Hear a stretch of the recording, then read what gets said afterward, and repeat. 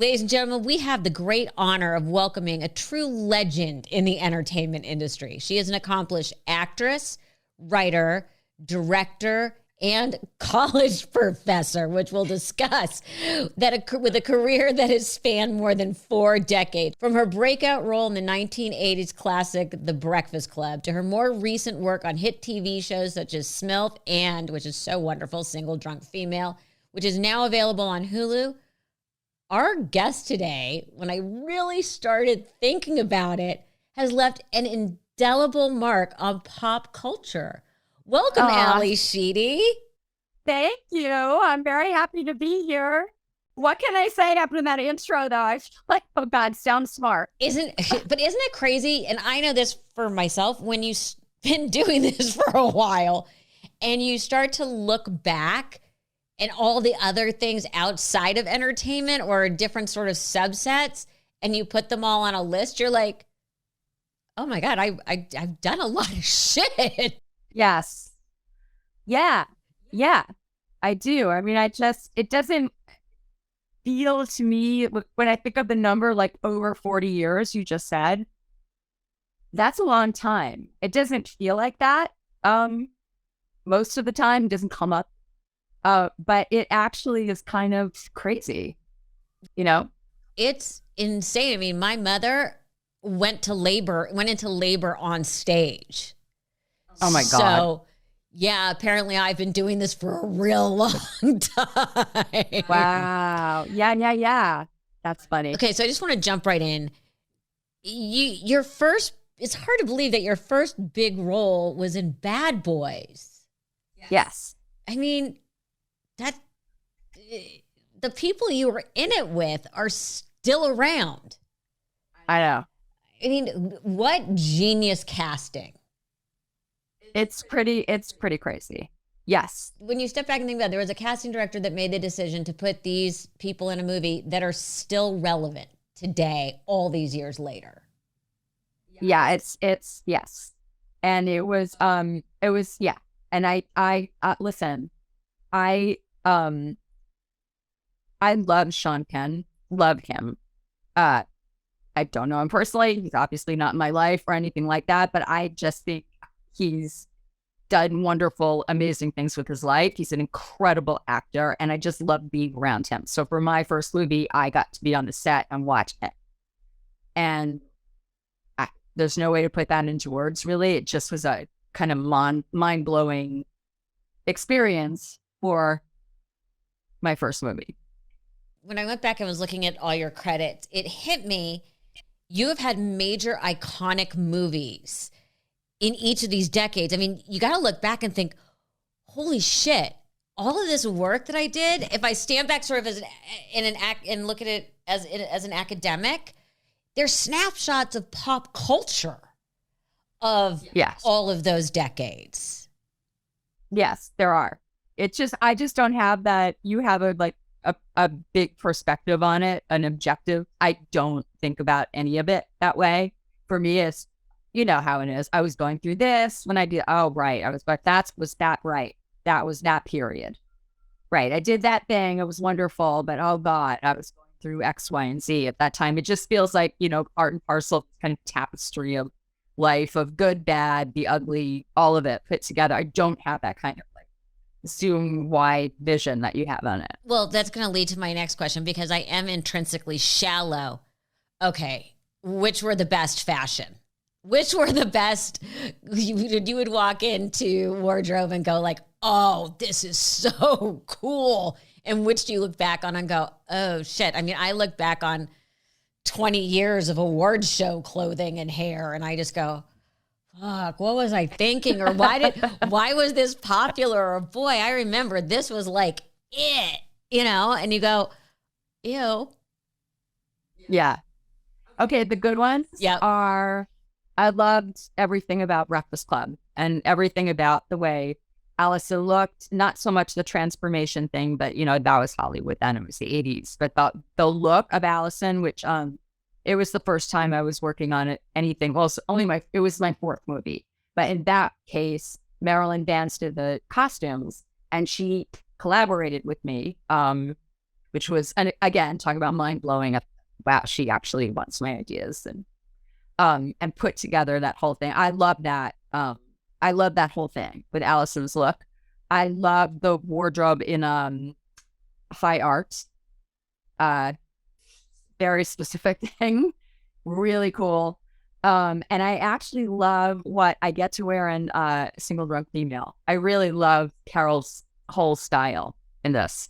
Isn't it? I mean, I like I said, I look back on these things and go, wow. And I think about, again, going back to pop culture, because your show now is very of the moment as well. Or do you think you're just, do you gravitate towards these kinds of roles that that speak to the now, not so much the past and not so much the future?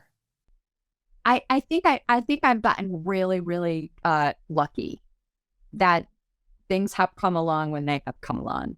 And this character, I love this character. I'm so happy I'm on this show. It just came at the right time.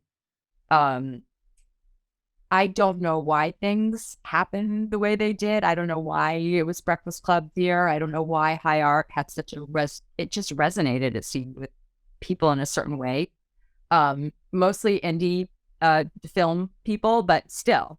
I don't know why this feels so of the moment, this show, but for me, it's exactly where I can be and do the kind of work I can do, because it's exactly where I am as a mom, right? I'm playing a mom of a 29-year-old, right, in this show.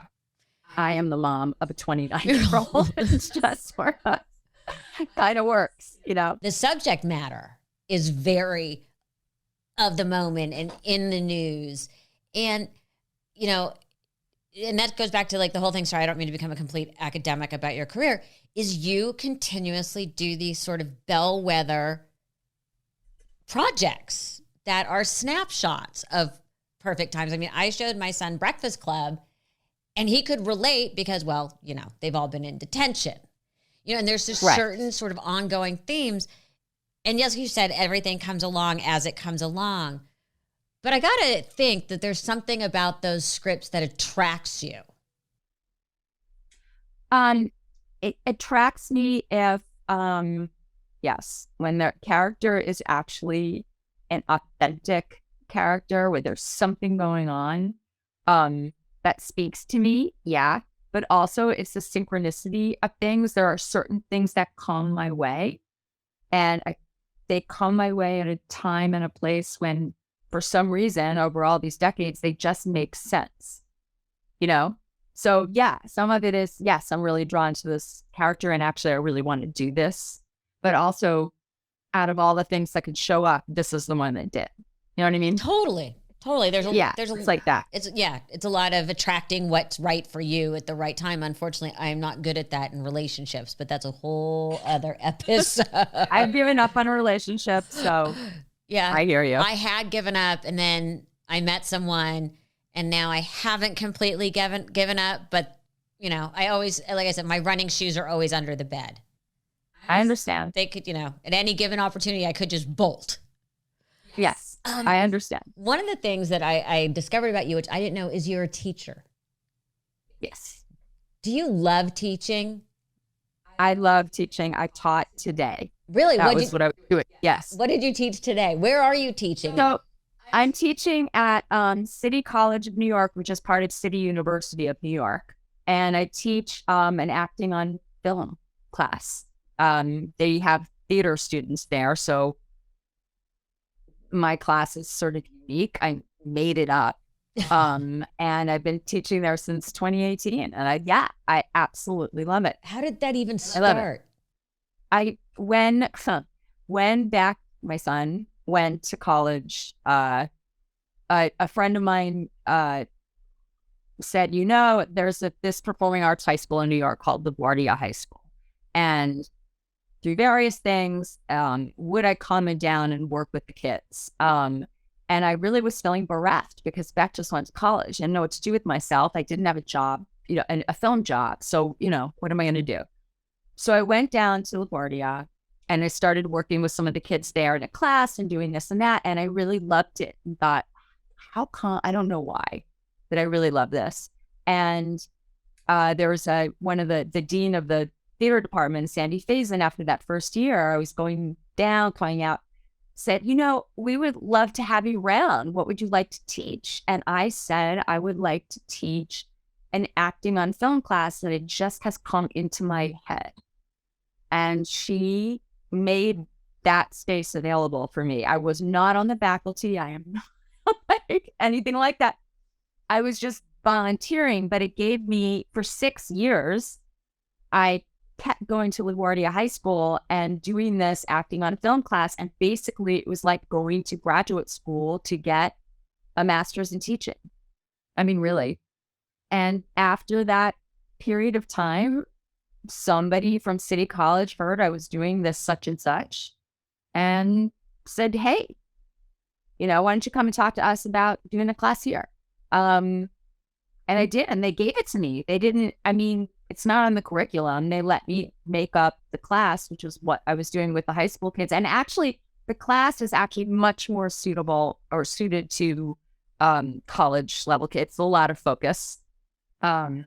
So it just works better at City College, but also I love actually being there, and I love being like an adjunct professor. Professor Ally, kind of cool. Do you get to walk in graduation with like the thing on your back? No, none of that. But I get to be like professor with a capital P. And I gotta say, I like them to call me Ally because the class is like really intimate, but I really kind of get like a jolt out of the fact that I'm Professor Ally. Excuse me, Professor Sheedy, when are your office hours? Oh my God. I have office hours. Can you believe it? I don't have an office, but I have office hours. Yes. Do you realize how real. They're intimidated by you because you can give them a grade?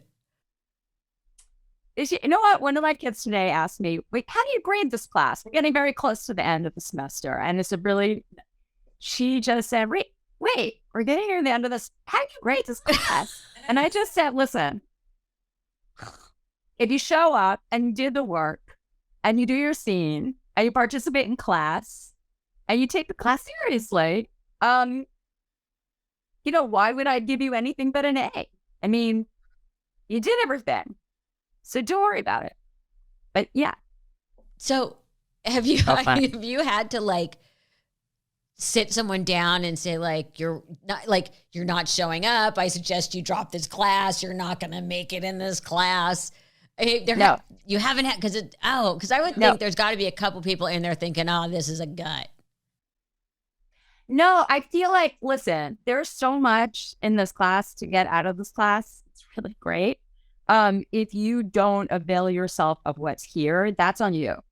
You're not, if I can see like there's a particular kid who's on their phone all the time, I'm not going to say anything. It's just, you're missing out, and I just know, I feel like it's on them, and it has happened a few times. Somebody just didn't get done what they needed to get done. And I have had a discussion about it because that person, a couple of them feel like they should have gotten an A, but they didn't do that. I was really clear. This is a syllabus. Right. So here's your syllabus. I wrote it. I spent a lot of time on it, and it tells you exactly what you need to do. So, it shouldn't be confusing. But generally speaking, they all do everything. But I love the fact that you're like, I wrote the syllabus. Like I did. I made up the class. It is there. Like this is what you need to do. It's not a lot of requirements, but this is what it is. You got to find a scene. Show up on your own. Show up and be prepared. Yep.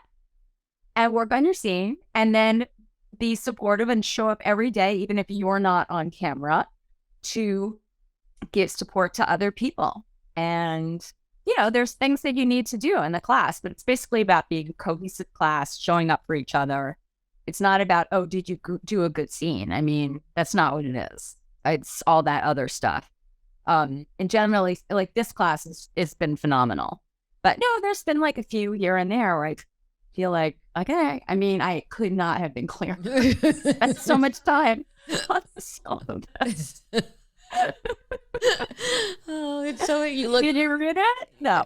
Okay. What is the difference between acting for film and, let's say, acting for stage? Because you've done it all. I have, and I haven't done as much stage, and I wouldn't consider myself to be very experienced in theater. I noticed with the kids, I mean, they give it to me, right? So I'm looking at them work, and they're bringing up what it is that they feel is different. Doing the class is a close-up class, so we're doing close-ups. So what's the difference between a scene on stage and a scene that's very intimate, that's close-up? And I usually wait for them to give me, I can get some information from them when they start talking about their experience of watching themselves on film. I can figure out how to talk to that particular student. I just haven't had that much stage experience. And the truth is, I really don't like being on stage at all. I don't like it. Yeah, really. It's not for me. Which is interesting because you were the first woman in Hedwig and the Angry Inch to play Hedwig. I know. And there was a great side to that and a disastrous side to that, but it's okay.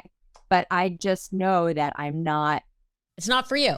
I'm not a theater creature. I'm just not. I'm really happy on a film set. And I don't like being in front of lots and lots of people watching in the same room. I like being in the middle of a crew working on the scene. Do you know what I mean? It's different. Who was your favorite teacher? Can you still think back to who was your favorite teacher ever? Like, I literally had acting. It was an acting teacher that I loved. His name was Harold Guskin. Mm-hmm. And he did a lot of coaching with different actors. I found him through a friend I was in a movie with. He changed the way I worked, and he changed the way I thought about myself as an actor. And I found him when I was at 27 or 28. He had a huge impact on me. And I know I hate always bringing up stuff from people's past. But you said 26, 27. You came out, and I think you were right to talk about, at one point you said that the term Brat Pack was condescending and unfair. Yeah. I know why I think it was, and I also kind of thought it was a term of endearment, but why did you think? Because that was not objectively really saying that it was condescending or unfair. That was because of the effect that article in that magazine had on all of us from that point going forward. Now, on the one hand, yeah, you're in the public space, right? Doing rubies. Journalists can write whatever they want, and they should. That particular, that coin, the coin of phrase, right? It had a, it just had a really destructive effect. It just did. And I think that I don't, at that time, there was a feeling that there was something going on in Hollywood at that time where it was, wow, all these kids who just didn't really have to earn it, got too much fame too quickly. So it was very quick for sort of the vibe, I guess, like the thing, like what you'd feel in the room with a casting director, what you'd feel with studio people or whatever. There was like, there's that Schadenfreude thing, and there's this kind of like gleeful thing sometimes where it's like, yes, they got what they deserve. There was like a weirdness like that. Like, yeah, you know what I mean? Y'all are just like the Brat Pack. Do you know what I mean? Like, we're not going to take any of you seriously. Which is what it is. But the problem is that period of time, it just destroyed all sorts of friendships because nobody started spending any time together anymore. It's just sort of, you can't be seen together. Yes. So yeah. And that's unfortunate. Yeah, I think that's a lot of what's going on now with the whole Nepo baby term. Oh yeah. So I okay, I'm not on top of all of these things. However, I have seen the phrase Nepo baby. Yes. And I don't really know how that relates to the Brat Pack thing. You can tell me. But why did I? Well, I think the thing is that I'm trying to remember how I heard it. Okay, tell me. My comparison is more that it's an insulting term, and it has a negative connotation rather than a positive connotation where it could have been, oh my God, look at all these amazing young actors that were brought together and they're all coming up together and they're all still working. I get it. Where it could have been, now it's almost said as a compliment. But at the time, I see that it would be taken as an insult. And I think we're seeing that now with Nepo baby. Okay, yeah. That they're taking away people's achievements and things that they've done on their own by saying, oh, you only got this because of your relative. Right. And no, because a door could have been opened, but that can happen in anywhere. Well, I always say it might get you the interview, it might get you the job, but it ain't going to help you keep it. No, it's not. Of course not. And this is a funny tangent, but I am not on social media. But when I'm looking at my Google News or whenever I'm reading on here, I always get really excited when any actor that I either know or don't know, there's like, oh, here's a picture of so-and-so with their kid. I just love to see the kids. Oh, yeah. You know what I mean? Oh, my God, look at that. That's Andrew McCarthy's son. Are you kidding? Yeah. Like, it's just kind of like such a weird mom, old photo sort of thing, but it gives you like a little joy. So Nepo baby to me is like another universe. Yeah. By the way, how about that Rob Lowe made a bunch of mini-me's? So I saw a picture of him with his son because why? They're doing a TV show together. He plays him in a show. Okay. I think that's adorable. And it's also not surprising because Rob and his brother Chad look exactly alike. Yes, they do. So I guess there's some kind of thing with the genes that I'm like, they're like little mini-me's all lined up. Oh, cute. So cute. That's cute. Let's talk about a single drunk female. Yes. It talks obviously about addiction and family dynamics. Is there something about that whole situation that you didn't know till you started the show? Not really. I didn't know what Carol's particular journey was going to be. Didn't know how it's especially for the second season. I didn't know how this dynamic with my daughter was going to play out. With the program thing and this thing, and once the main thing was once the question of alcohol, is she going to drink? Isn't she going to drink? Right? Season 1. I didn't know if she would do it or not. Blah blah blah, but she did.